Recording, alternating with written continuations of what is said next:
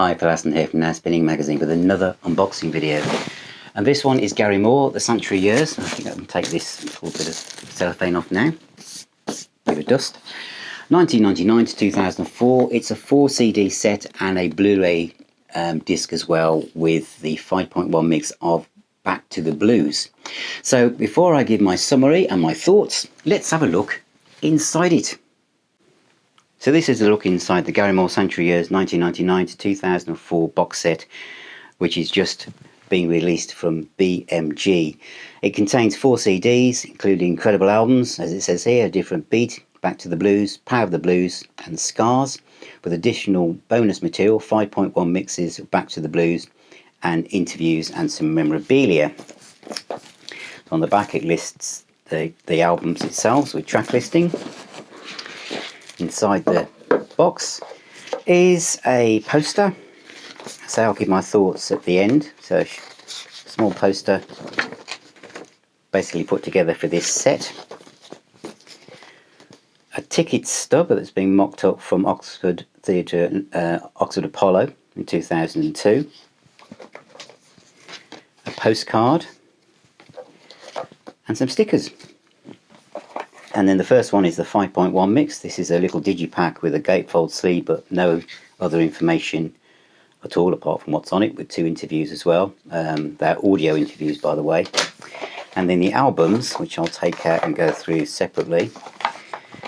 There's A Different Beat, which has already been released separately in this format as a CD and on orange vinyl as well, and I've already done a review of that. But again, this set, they're like exact copies of the vinyl, so they're square CD cases, and they do come with booklets. As I say, I have reviewed this separately.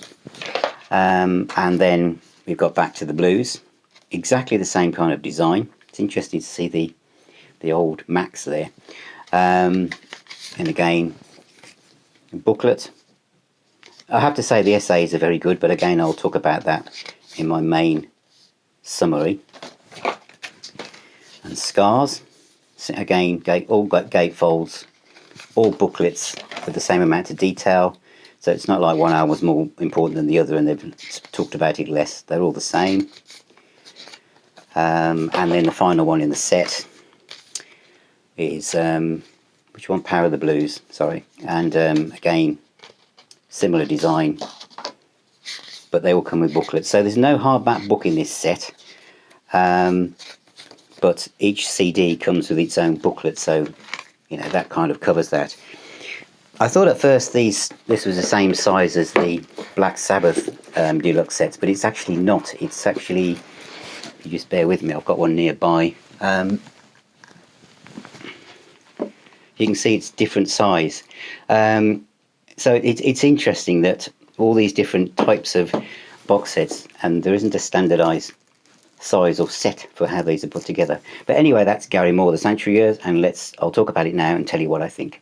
So that's Gary Moore, The Sanctuary Years, 1999 to 2004. What do I think? I really enjoyed this, and I was wondering what the rationale was and how it had come out, because I'd recently reviewed A Different Beat, which is a great album. Jeff Beck was doing experimental stuff using like dance rhythms and techno stuff, and Gary Moore obviously decided to have a go as well, and he seemed to have more flack than Jeff Beck did, but I guess maybe Jeff Beck was more kind of open to everything and people accepted that, wondering what he would do next, where I think people maybe began more thought, I want you to do that again because I really liked it last time. And of course that's what he did with Back to the Blues. Realising that A Different Beat perhaps didn't set the world on fire like he thought, that's where he went.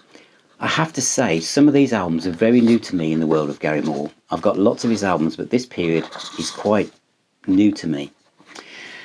And so my thoughts are that yes, I've already got that. And the others, it did make me wonder whether they were going to release them in the same way, and then perhaps the sales of this weren't as exciting as they thought, and they quickly pulled them all together and quickly put together a box to stick them all in. That's me being cynical. But so normally in a box like this, you'd have a hardback book and lots of other stuff, but each CD has a little booklet which is extensive notes and everything, And this one, Back to the Blues, is a classic. And these are nice little sets to have even on their own, but to have them in the box is wonderful. There's a few tracks here: Picture of the Moon, The Prophet, and I think it was Drowning in Tears. They're really, there's a kind of a sadness to them, a sadness to his playing, and I've never thought about this before with Gary Moore, but he's usually so fiery, and he's on a lot of them, like Stormy Monday, brilliant version. Enough of the Blues, he's had enough of the blues, but the blues hasn't had enough of him. But The Prophet in particular, it's an instrumental, and it's heartbreaking without having any words in it. You can really feel his pain, or anyone's pain. It's one of those rare examples of an instrumental track played with lead guitar that touches you in the heart, and it's an absolutely fantastic song. And so I was really looking forward to hearing that on the 5.1 mix, but it's not on there. The 5.1 mix of the album is an edited version of the album.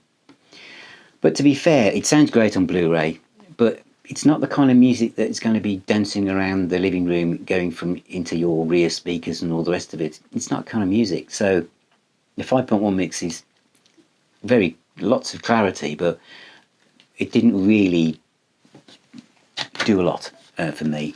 But this album I thought was superb. And the next one I didn't know.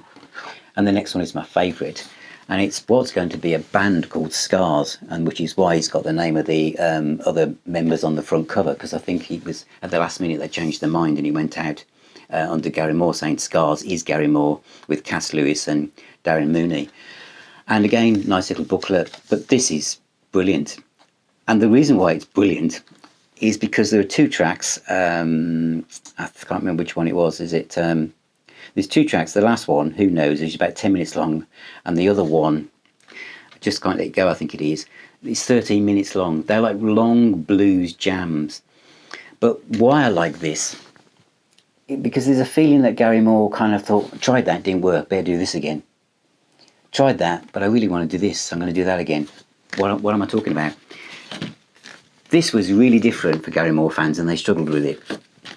I think the knee-jerk reaction was he did that one, went back to the blues, and then he thought, and then he did a hybrid. In a way, there are elements of a different beat in this, but they're mixed in with a power trio.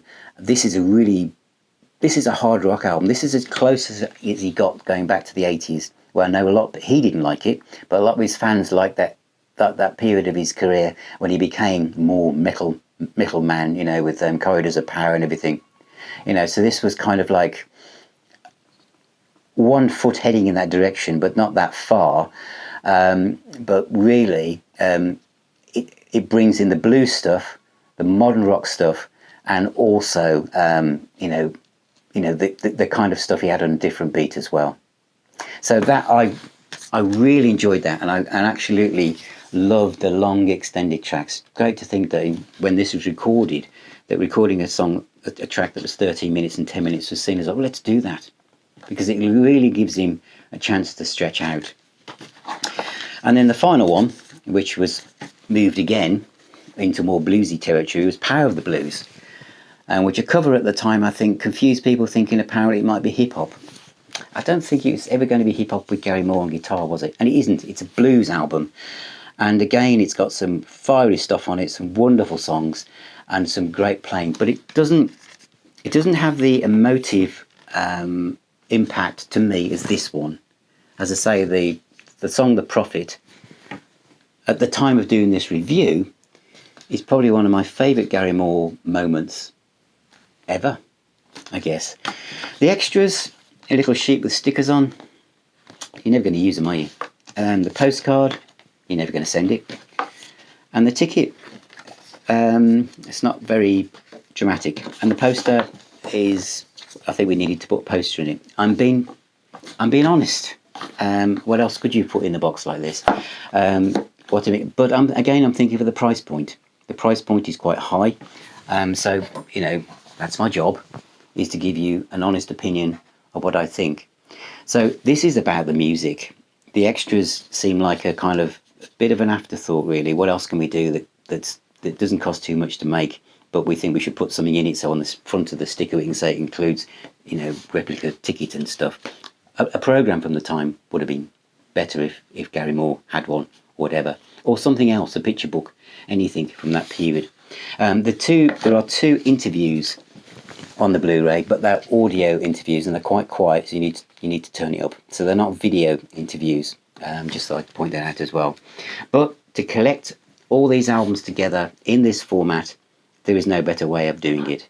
And for me, it's been a voyage of discovery, for especially on a couple of the albums, especially Scars, which I absolutely adore. And it's put a different beat into more of a perspective of where Gary Moore was in his head at the time.